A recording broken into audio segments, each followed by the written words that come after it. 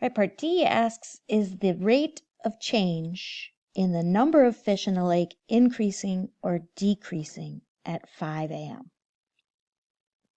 All right, so I want the rate of change in the number of fish. Luckily, I have a function that describes the number of fish already. So I'm going to erase most of my stuff, but not that. I like that to stay.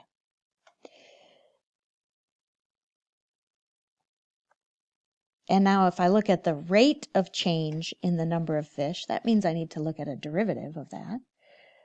So f prime would be e of t minus L of t. And that's the rate. Is it increasing or decreasing? So I don't want to know is the rate positive or negative.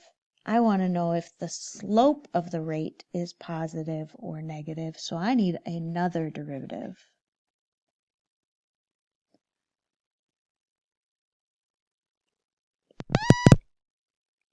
So then I would have e prime of t minus L prime of t.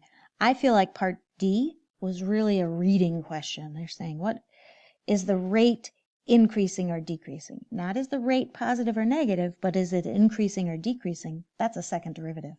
So then we're going to figure out what f double prime of 5 is, and we just need to know if it is positive or negative. So that's all we need.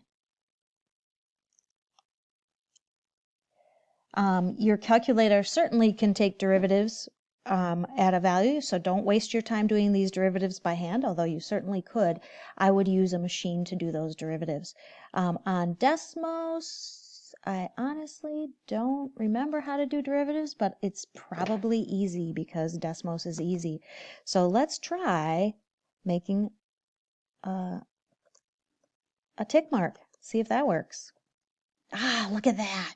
Desmos, you're so easy.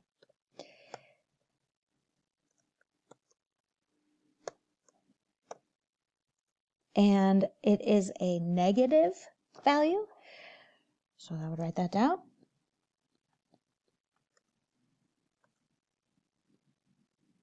Remember, be accurate to 3 places to the right of the decimal. You can round or not round.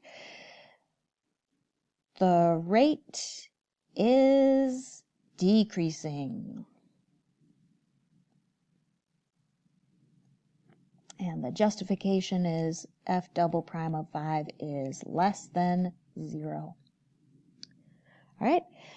It's a lot of fundamental theorem of calculus. I really hope that as you're going through these, you see how many ideas they're testing as they do just one of the free response question. It covers many, many ideas from throughout the course.